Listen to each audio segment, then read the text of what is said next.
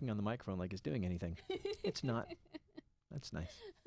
You forget. Okay, hey, can you hear me? I know. It's because I can hear me in the headphones, so I assume it's doing something for you, but you don't. It's not. So it's just for show. We're in studio for our next episode of Trending. We are going to go ahead and get started here. If you have any thoughts or questions, feel free to throw them our way during the show, or even just feedback on the topic that we are covering. We're going to get started. Let's do this thing. You know, when you talk about differences between men and women today, I don't know why, but someone always gets upset. It does not matter what you say. This is Timmerie Millington. You are listening to Trending. With me in studio today is Chris Mueller. Chris, did you hear about that lecture? Or actually, I think it was just, a open forum that was taking place at Evergreen State College, or actually at Portland University. Evergreen State College biologist was there, and she was talking about men and women. That's yeah. Are you confused? Are we at a point in our society where if we just point out the obvious, people are going to get upset? I think so. Yeah, I mean, because it's okay. I think I'm sexist because I'm going to refer to you with a male pronoun. And I am offended by it. I prefer the Z, if you would. I'm not a he, I'm a Z. That is so ridiculous. Yeah, so just for pointing out that men and women are biologically different, I guess students got up and walked out from this lecture. Oh, they didn't just walk out. They sabotaged the sound system. That is so bizarre. And they ended up bringing security in. So basically, you have a Heather E. Haying, who is a biologist for Evergreen State College. I messed that up there in the beginning there. She came to Portland State University, and there was a forum of about 3 different biologists, I believe.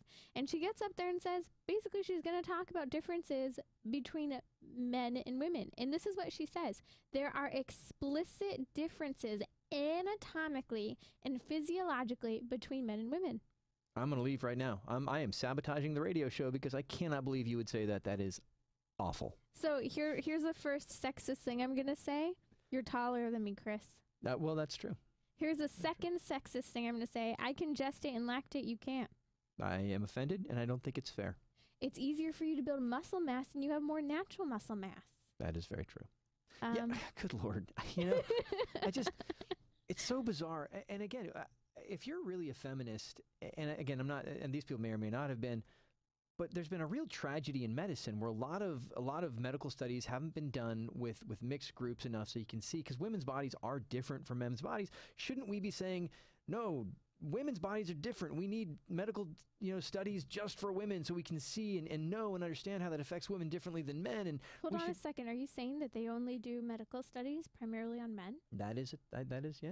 Yeah. It's a thing. Okay. It's a thing. Yeah. I had to emphasize that because most people don't realize this, that most of the medical technologies, most of the medications are only being researched on men. I'm going to say 2 things. One, we're more willing to offer men up, and men are more willing to take the risk of having an experimental procedure or study done on them, right? True. For money or whatever it might be. 2, there's a difference between men and women because we're seeing even when you change the dosage of medications, you can change the dosage based on weight. You can change it based on size, but that doesn't matter because guess what? And this is one of the things that the biologist said that really just caused people to stand up and protest. There are even differences in the brain. No. Oh, my goodness. You are a terrible person. Yeah, it's just stuff that's obvious, and you have to be so indoctrinated in ideology to pretend like it isn't. But I've got kids. I say this every show. I've got 6 kids. We've got boys and girls, and they're different. I mean, they're different. They look different. They're made different. They think different. They act different. And it's not because I'm not a gun owner. I'm not a member of the NRA. We don't have guns in our home. I can tell you my 2-year-old came charging around the corner with a gun made of Legos, and he's never actually seen a real gun in person, nor has he ever seen me fire one. He's just different. Like he saw one on a film one time maybe. Now that's lodged in his head. My girl's never made guns. And again, there's no role modeling here. I don't make or own guns. I didn't teach them women don't play with guns. They just weren't interested, Oh, I played with guns. I can't believe she said that. I belonged to a gun club. I played with toy guns. I had caps. I loved my gun club and my toy guns. And there's always an idea of good versus evil. I was very much a tomboy at heart, much to people's surprise. They're like, but you wear pink, so. But so what's so weird though is now that so you say you're a tomboy, and so now in our modern culture, I'm supposed to go, well, maybe you need to explore the fact that you could be a man. Right? I mean, that's our culture does. We just jump on it right now, and it's just crazy. But I already know that I can be a man, Chris, because I was taught I can do anything a man can do. Not necessarily by my parents. My parents always encouraged me that if I work hard enough, there's a lot I can do, and there's probably a lot that I can't do, right? But society has taught me, education systems have taught me, media has taught me that I can do anything better than you. Well, it's probably true, though. Yeah, it's so you've got these college students, and college should be a time when we're confronted with challenging ideas, right? I'm not saying it shouldn't be a time of indoctrination. It shouldn't be a time where we're trying to change kids' beliefs, but challenging them so they can learn to rationally defend your beliefs, or if you have erroneous beliefs, that you can discard them. Right. But you're such a little baby that you've got to get up and leave the lecture when a biologist, this is not some crazy, this is a biologist talking about biology, points out the obvious, and you read that as a political thing, or it's anti your ideology, and so you're going to sabotage the equipment or walk out. I don't know what's the end game there. Like what's a society look like when we just can't function on the obvious? Well, and what's great is that biologist Heather Hayne basically comes right in and says, and she slowly introduces basically each of these differences between men and women. She said, you can be irritated by a lot. You can be irritated by what is true. You can be angry, essentially, at what is true. But you are angry at what is true. You can't change it. And that's what happens. All of a sudden, she mentions the difference between male and female brains. Drop the mic. What happens literally? The mic is practically ripped from her hands because the protesters march out. They destroy the sound system. They can't get the sound system back up. So it does sabotage the whole event. But one of the main people speaking stands up and says, hey, we're going to go on. He said, we're just going to raise our voices and look at what just happened. Don't let anyone tell you that you can't have discourse on a topic. You should be able to discuss anything. Right. And okay, so say you are so violently opposed to the scientific fact that men and women's brains are different, right? Not better, but different. Then stay and defend your ideas from a rational position. Right. Don't throw a tantrum. Ask questions. It was a panel. I'm sure they were going to offer the opportunity at a university for Q&A. It's something that young people love and that them professors usually commonly do. And this is someone who's an expert in her field. Ask her any question. She's ready for it. Wow. It's a scary thing. And as, parents, if you're listening, just talk to your kids.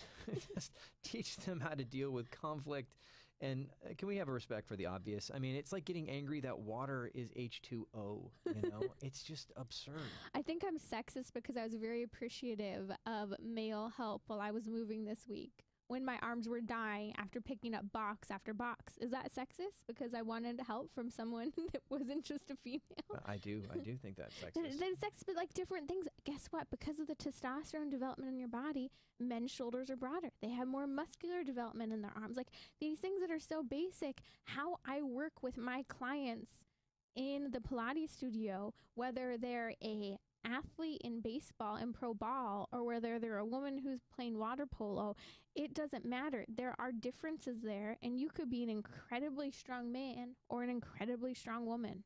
Yeah, as I was listening to this, I know that there are people listening who have got their own stories of this, and I'd love to hear some. So can I just do this? If you have your own story of running into people who are angry at the obvious factual truth, tweet that at me. I'd love to hear some of that. Yeah. So you can reach me at C Mueller Tweets. It's Mueller.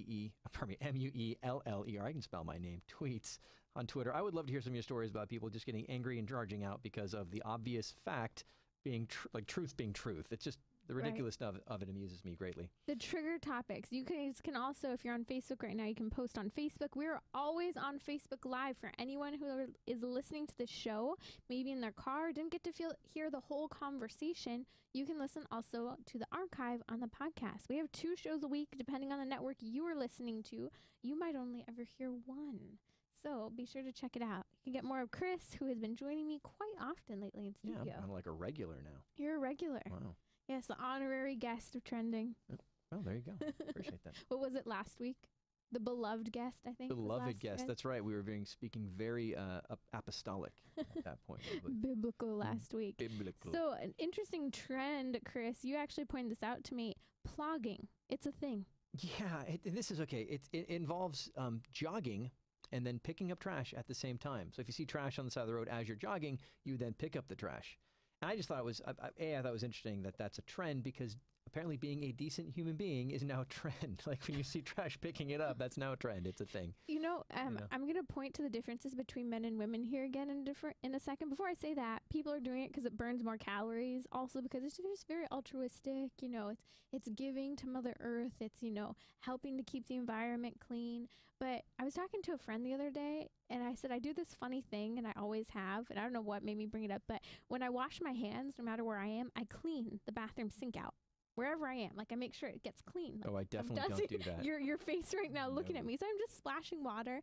And a friend goes, I do that too. And then it turned into this conversation that women just have a tendency to clean in environments where they're not. So then the next day I'm at the store and this woman's cleaning up the different clothing racks. And her husband walks up and goes, what are you doing, honey?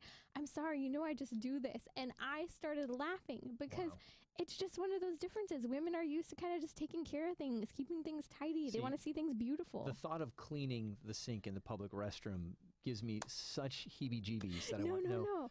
My relationship with this is barely touch anything and then try to get it with as little contact as possible. And then, I will open the doors with my elbows. I want no part of it. I'm the same way. I won't even touch anything. I use a paper towel to open the door, but I'm just splashing water in the sink to just kind of get it cleaned out. Nope. Nope. Not me. I'm out. Differences between men and women? I guess so. Yeah, I guess so. Apparently, another story. If you're a woman. If I see a sink that needs to be cleaned, I will avoid it. Okay. Or I won't wash my hands in there. I'll just be like, you know what? I am cleaner than that sink. I'm walking out. That's my, I didn't touch anything, but nope. Okay. Yep. Oh gosh, this is great. Yep. But again, something that is just part of who we are, part of something that we do. I'm not saying that women are obsessed with cleaning, that women only clean. It's just women are used to, they enjoy or they take responsibility for cleaning sometimes in a way that men don't. That's just a fact. We'll be right back on Trending. You're listening to Chris and Timmerie. You can tweet me at Timmerie and Chris at C. Mueller Tweets. Okay. Why do we need a trend to be a decent human being? Oh man, I got another comment. Hold on, just wait. Okay, Facebook Live. We're going to pop right back on.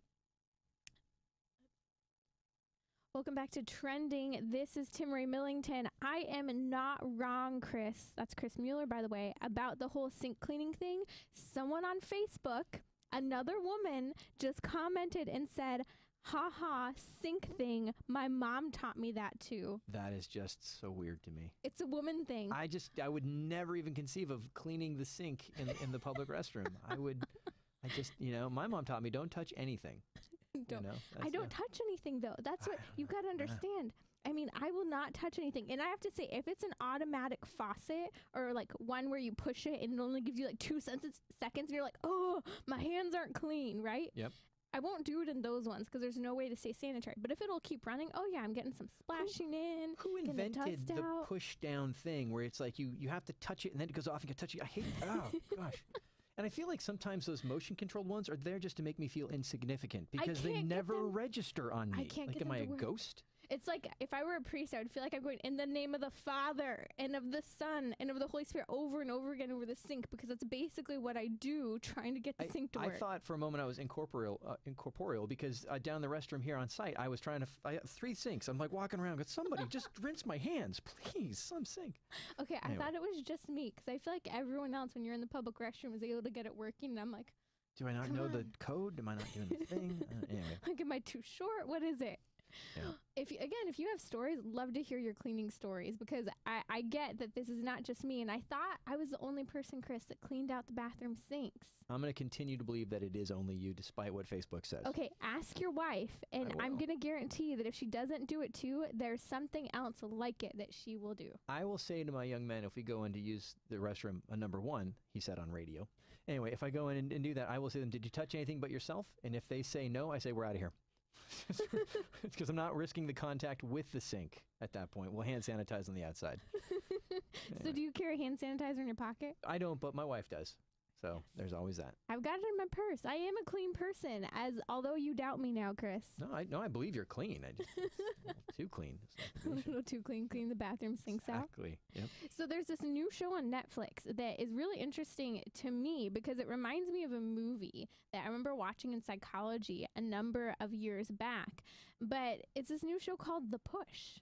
Yeah, I actually watched this over the weekend, and it's interesting. So the whole premise is that a lot of our actions we take credit for are more like a manipulation of the culture, the society around us, or the people we're hanging out with. And so our free will isn't as free as we think it is, I guess. And so what they do is they take a guy and they put him in a scenario surrounded by 70 actors who he doesn't know are actors, and ultimately they try to put him in a place where his only choice is to kill a dude.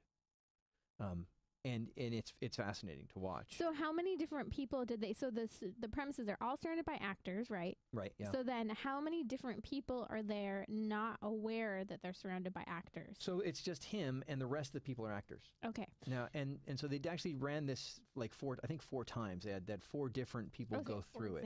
Right. Yeah. So, and it was interesting because, and I, following the show, and I think I would recommend it. You can't watch it with your kids because there is some colorful language. So if you have young people and, your discretion, watch it first and then you decide. What was fascinating is the one that we see his whole story. There are a couple points where he does step back and go, no, I'm not going to do that. I'm not going to do that. At points where he's asked to do things that are just a little bit too outrageous. And ultimately, he does not kill the guy.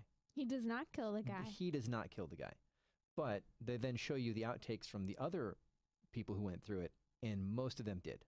Most of them did. They actually push a human being off a roof. So what got them to the point that they were willing to cave into peer pressure, right? Yeah. Authority. What Fear. made the fear? What So made them willing to? What was fascinating is it starts with little acts.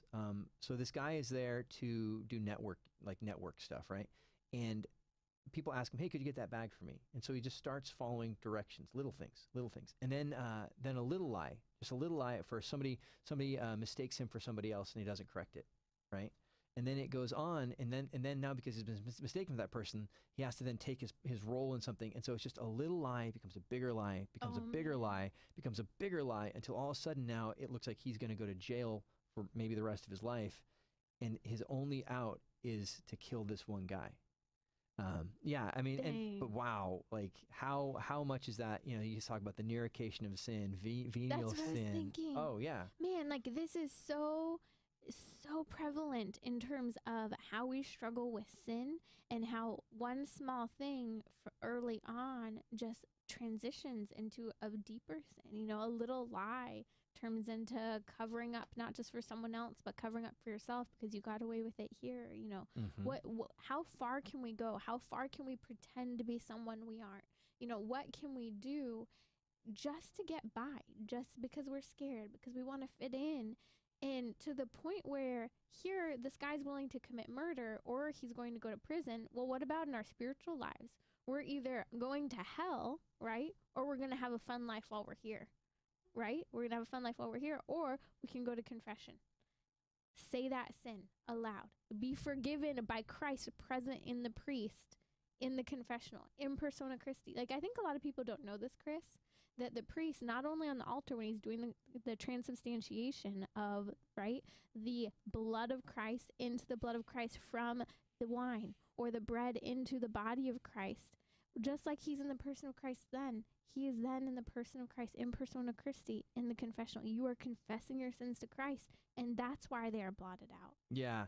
I think what I love about this is you see how these lies that seemed easy in a moment just get bigger and bigger and bigger. And I think so many people, we get caught in sin, and it seems easy in the moment, or it's not that big of a deal, but then it just continues to pile up and pile up and pile up. And all of a sudden now you're in this, you don't know how to get out of it. Right. Right.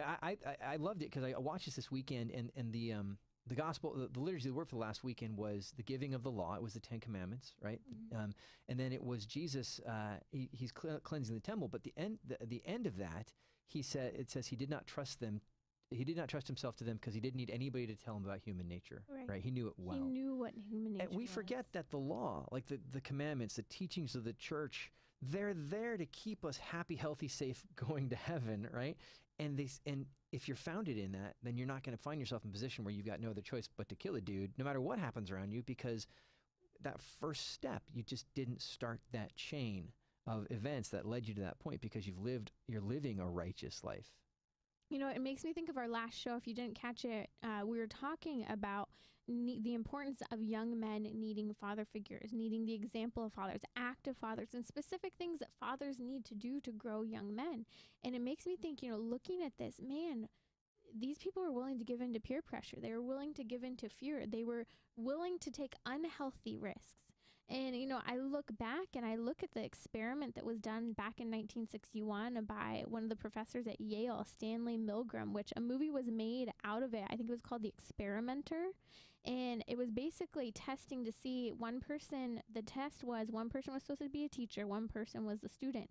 And the teacher, if the student got a question wrong, was basically supposed to zap them with high voltage. Now, the voltage started decently low. I think it was 25 volts. And then it would incrementally get up to 450 volts. And what was so shocking about it is that it got to the point where 65% of the role play teachers were willing to zap at a very high voltage the person who got the question wrong. People. Or they thought they were tasing them. Yeah, they thought they were, because in the movie they're actually acting, right? Where in the example of the movie that we see, they're acting. Right. So the other person doesn't know, oh, this isn't real, but they can see physically they're in pain. It's real. They think they're tasing people. Yeah. Right. Yeah. Yeah. Go ahead. I'm sorry. Yeah. It makes me think, you know, we are willing to do something because an authority figure told us to. And in the example of Stanley Milgram, that's what it was, is, well, so-and-so told me to. But then at one point toward the end of the movie, one of the people who's doing the zapping is asked who bore the responsibility for the fact that this man was being shocked. And the man's answer was, I don't know. And that's where we're willing to do things, but we don't take responsibility for it. We don't even recognize who would have responsibility. It's like you have a human life in your hands. These abortionists today, for example, they have a life in their hands. They're taught in medical school how to perform abortions. They're taught that it's a form of medicine. And then they go and they perform the abortions. And I think some of these doctors, well, I think some of them are just truly evil.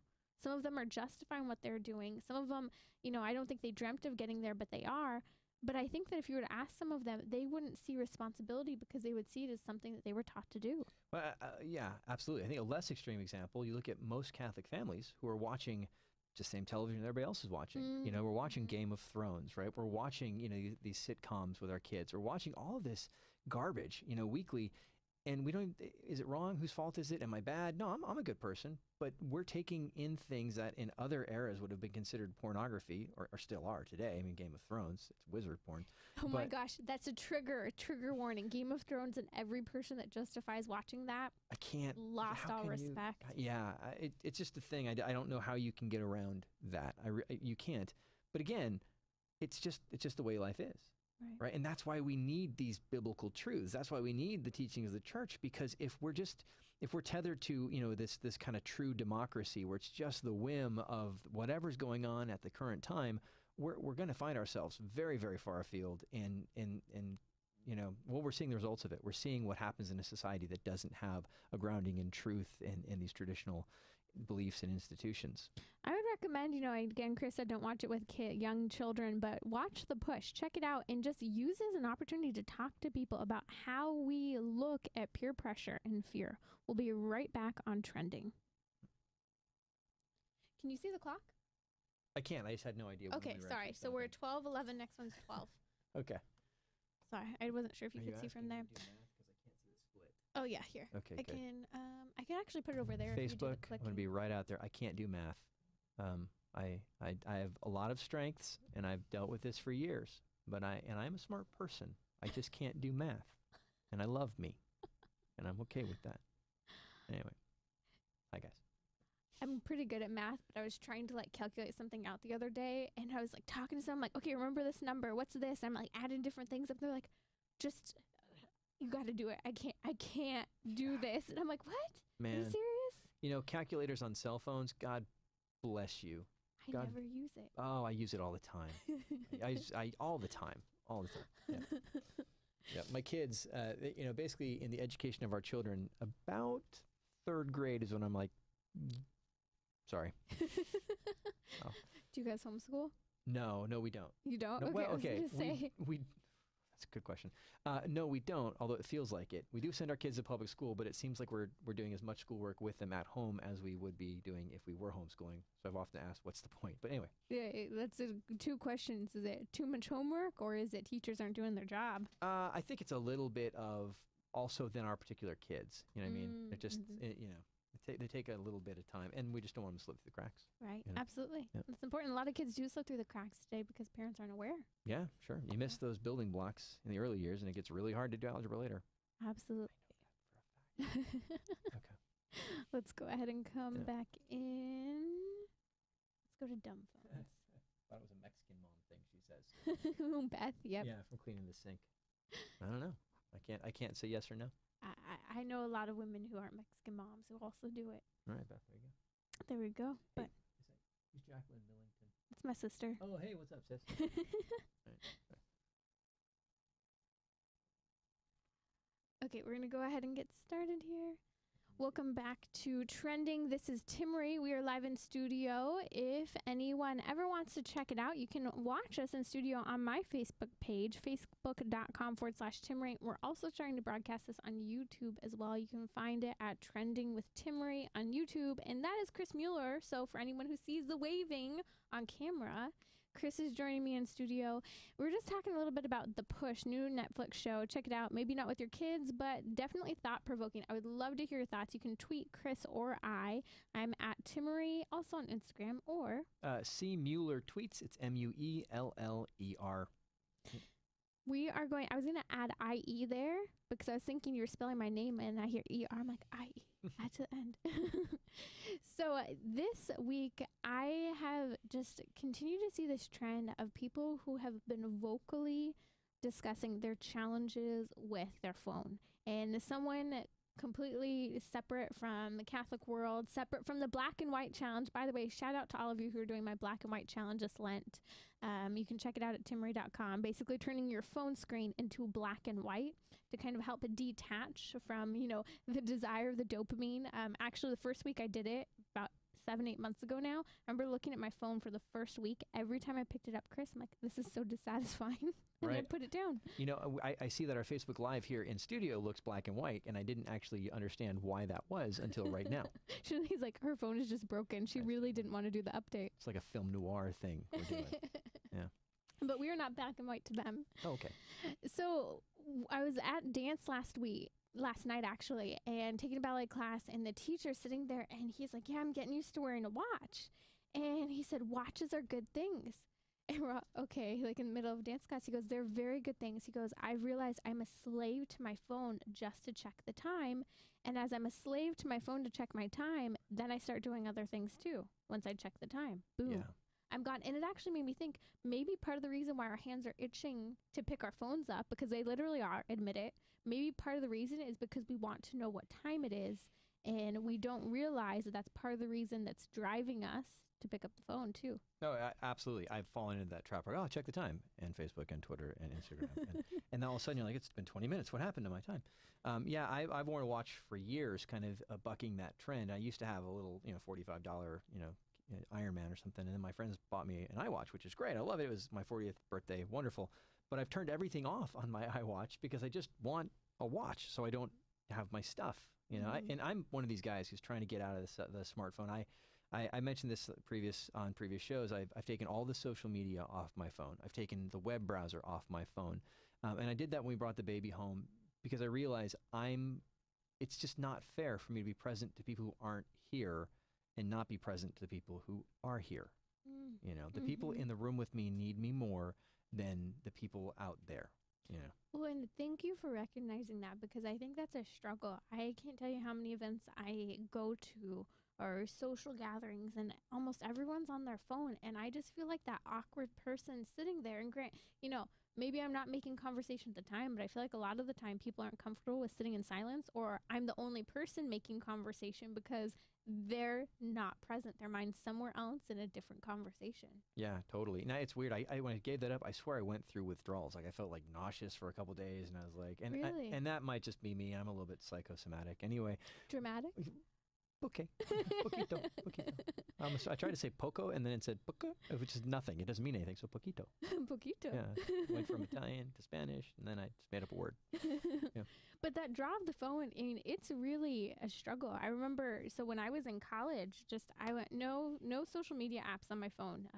The only thing I have now, I do have Instagram. I don't really check it unless I'm posting, and I do have Twitter because I post for the show, and I am just constantly driving. If I could take both of those off, I would, but like I'd have to re-download them each time I'm in studio to have my tools with me for work. But then that means it's almost good for me to have that self-control of, no, I can't just hop on when I'm sitting here.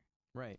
You know, there's something beautiful about a bored mind. You know, we spend our lives avoiding being bored, but you look at inventors over the centuries, you know, how many important things happened because someone's mind wandered, you know, and we've taken that out, you know. Right. And if you spend time in Silicon Valley, what's really interesting is they have all of these more classical oriented education systems and schools that do not use any technology. They will not use iPads. They will not allow iPhones inside. They don't really use computers. They do teach them how to type, but later on.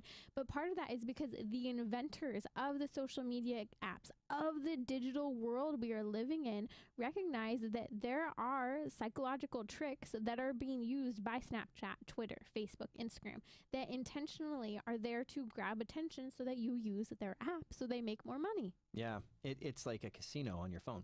You know, it's designed to keep you there just sticking coins in the machine, you know, bling, bling, bling, with all the right cues and the visual flashing lights and the whole thing. Oh, I can't. Just don't leave your sounds on for your games. I hate it when people have their sounds on for their clicking and typing or for their games. I'm like, you're giving me legitimately a headache. Who are you? Right? I agree. You think like, you know, I don't need... Okay, we all know you got a text now. You're very important, okay? It's like, turn it off. Seriously. Please. Yeah, but it's you.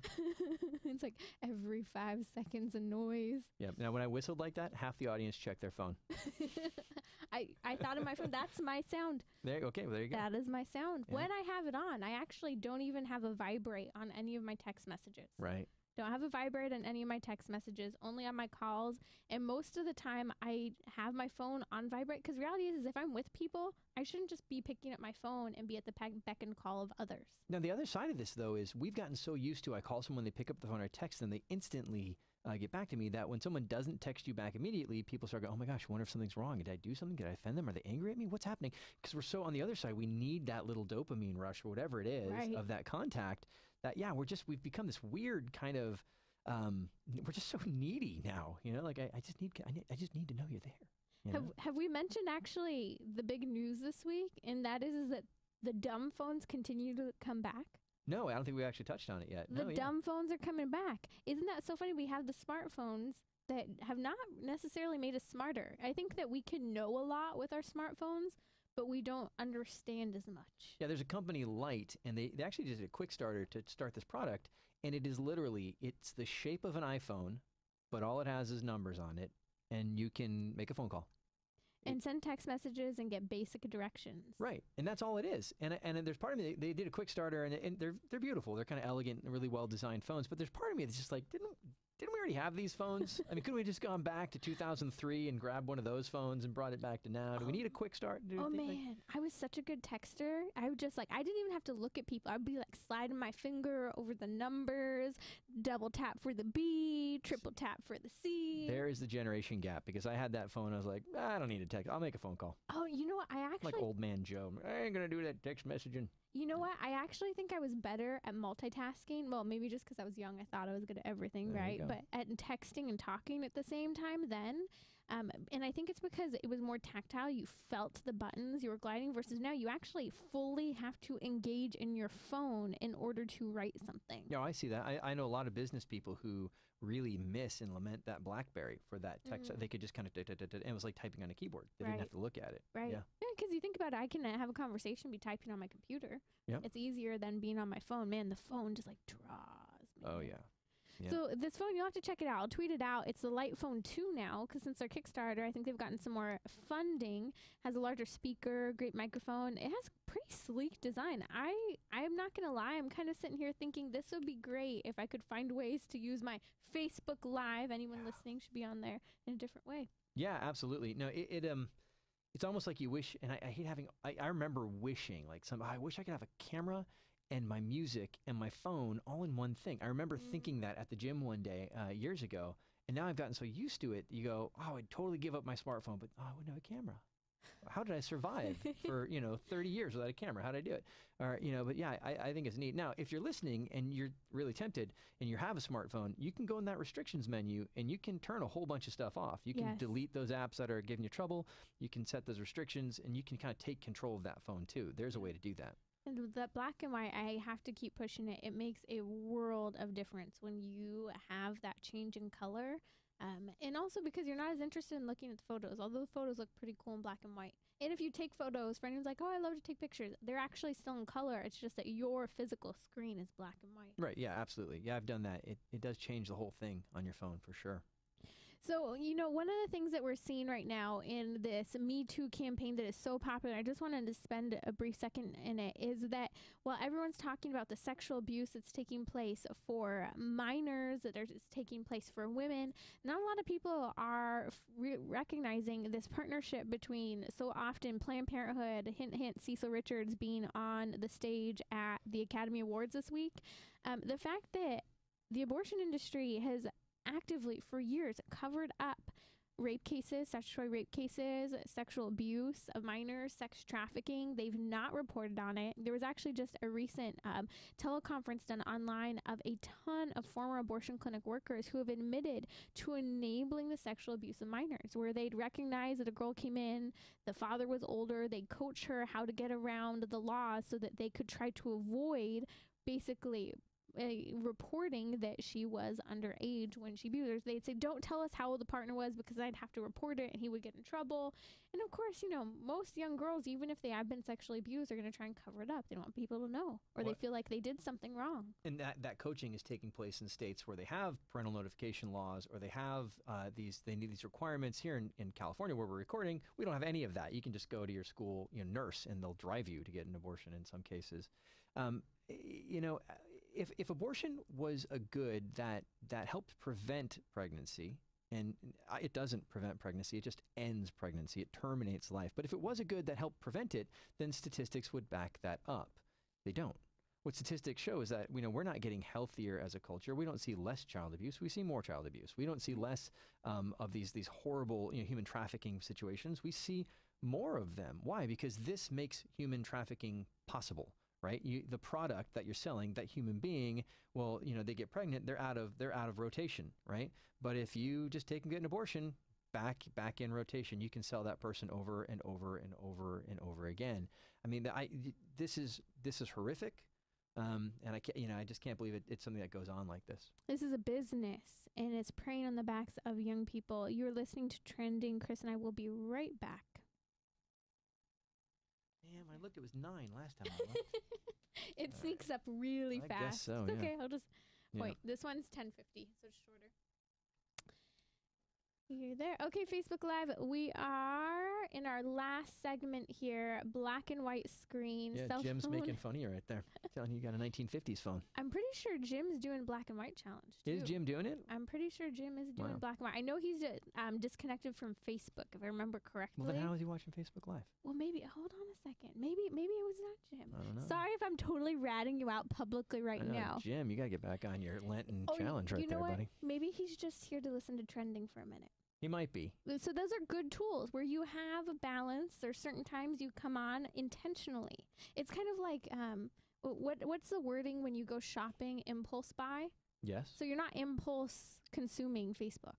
That's okay. I could see that. Right? An intentional breaking of fast. Yeah. Okay. Maybe not even, but just really having balance. And I think sometimes that's better than fully fasting from Facebook, of going, how can I be better? Like, Right. and not just consuming all of Well, a sudden on Sundays. Is there an intentionality? Is I'm giving up Facebook, and there's a reason, or is it I'm giving up chocolate because I'm giving up chocolate? Right. Yeah. Right. Absolutely. So. Okay. Well, if Jim's still listening, he might not be listening right now. He He might have. He was caught. He's off. No longer. Throws the phone. Okay. Let's hop into this next segment. Yep. Really quick. So we're gonna just really quick. Abortion workers, NIFLA, maybe porn. All right. Can I jump back on my rant because I Yeah. my rant. I have a couple more here. Okay. Okay. Let's come back. Remember 10:50. Yeah, you bring us in, and I'll jump back on my rant.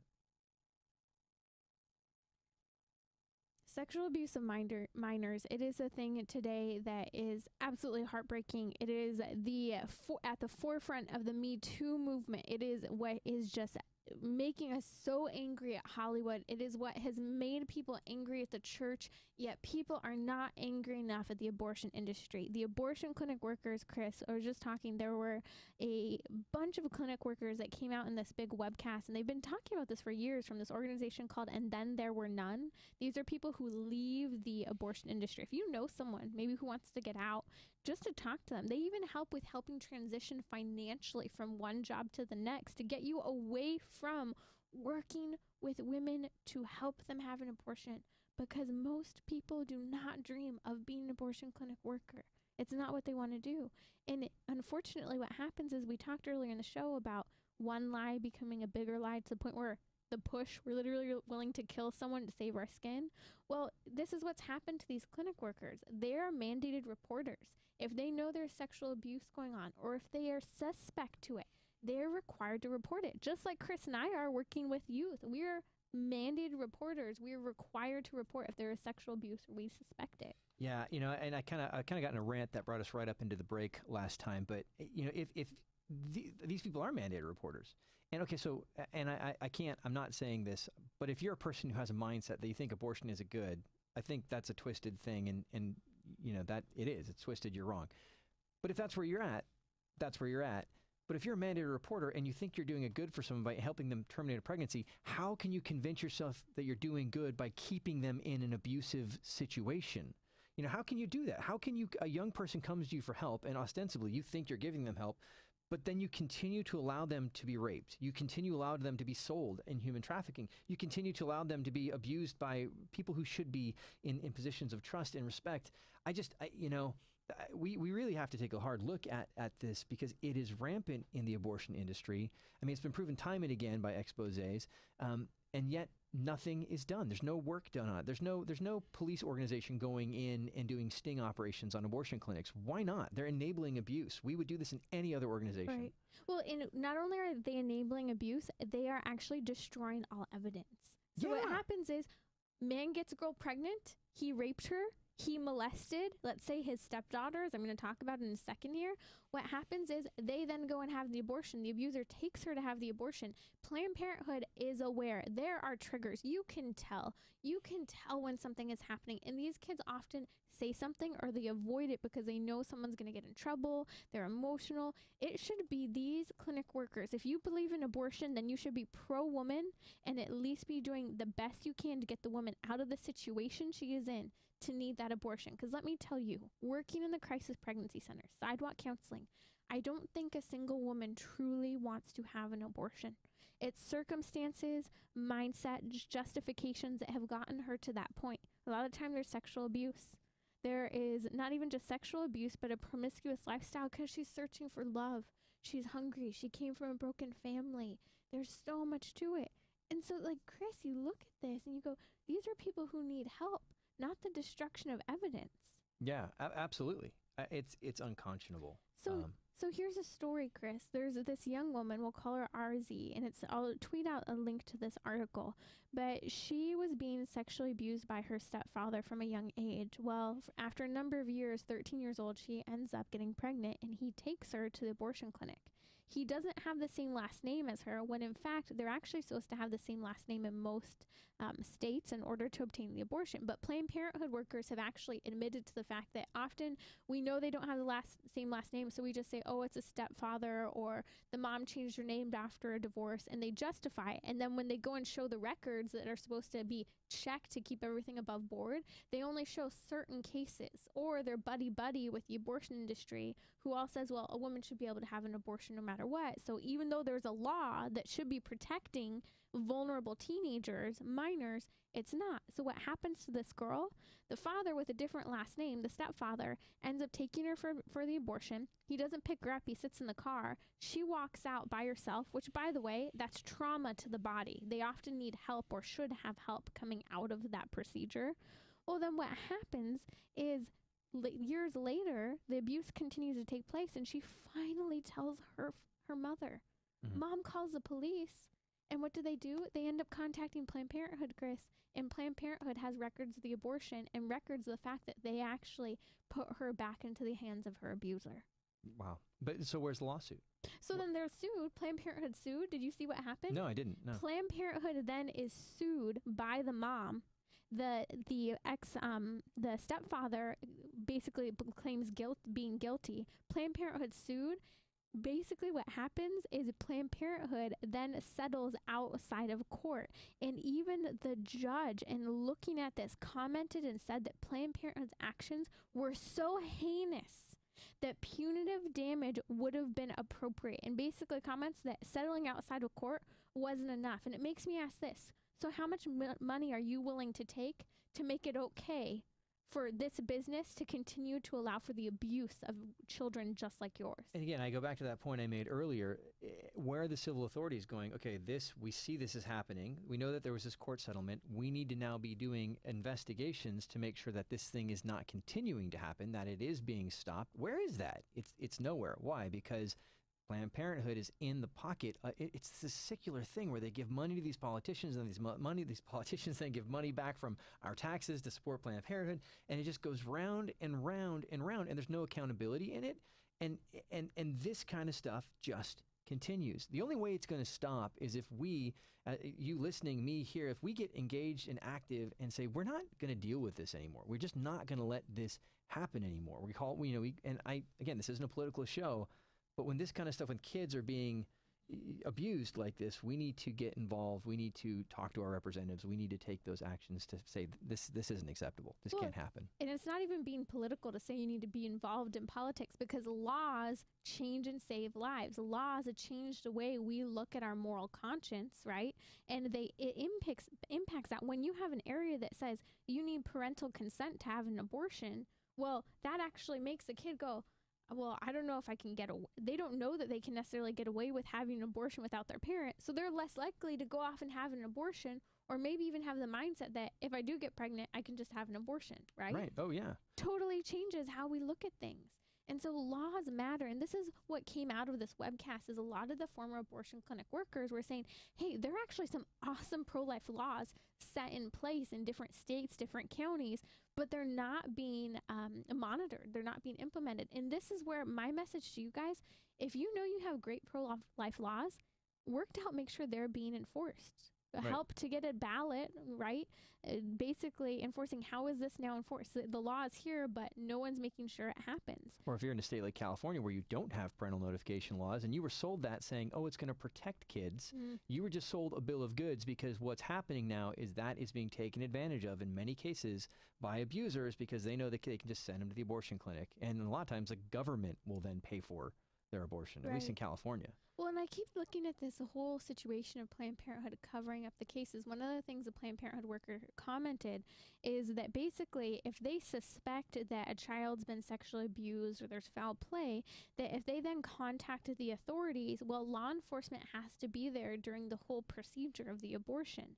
And what that means is they are then taking samples of the specimens, might I add, babies, to be collected. Why, Chris? To test the DNA. And it's a reminder of the humanity of that child. We're talking about this from the perspective of that young woman, but we're forgetting that before that conversation should even take place, there's a baby there. Oh, yeah. I mean, again, we have been talking about this from the point of why you're not protected. If you are a person who believes abortion is a good, you're terribly wrong. But if that's where you're at, how can you then continue in abuse of a person who's been abused to the point to get them that abortion? There's just so much wrong here. We got to pray for our broken culture. You know, and I look at it though, and you look at the Walk for Lives taking place across the country. You look at the March for Life in DC. You see that there's more support than ever for the pro-life movement. And you guys, we have to remember that the pro-abortion movement is small. It's just that they are loud and they have a lot of money. But you guys, you too have a voice and you're passionate. And sometimes, you know, we've talked a lot on the last show about how, you know, boys need to be willing to take risks, and that's part of growing up. All of us need to be willing to take risks, to speak out against sexual activity outside of marriage, to talk to someone who's pregnant and scared. Yeah, and it's, again, I think there's something on the part of most people like myself who have these values. We believe abortion is murder because it is. We're busy raising families and doing things. Well, you know, I'm not going to go march, and that's and kind of the crazies are the ones who then get seen because they're the ones who are not engaged in those normal things.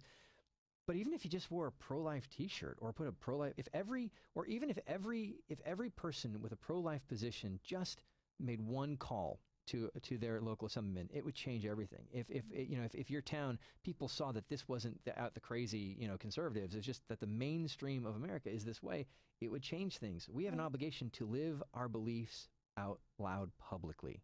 Right, and you have an opportunity today to pray for a Supreme Court case that will be heard on March 20th, NIFLA versus Becerra, which is actually trying to force California pregnancy centers to promote abortion. More on that coming up. But you guys pray. There is hope. We are pro-life, and life matters. You're alive, aren't you? We'll talk to you next week. Oh, we totally went over. It was my fault. I did it. It's okay. We always start a couple seconds after. We'll be okay. I'm terrible at this. Okay, yeah. No, you do great. All right. You just get used to the clock. All right, yep. Hey, Facebook Live, have an awesome week. Would love to hear your thoughts on any of these topics. And if you hear something that you would like to hear discussed on the show, tweet it out to me. I'm at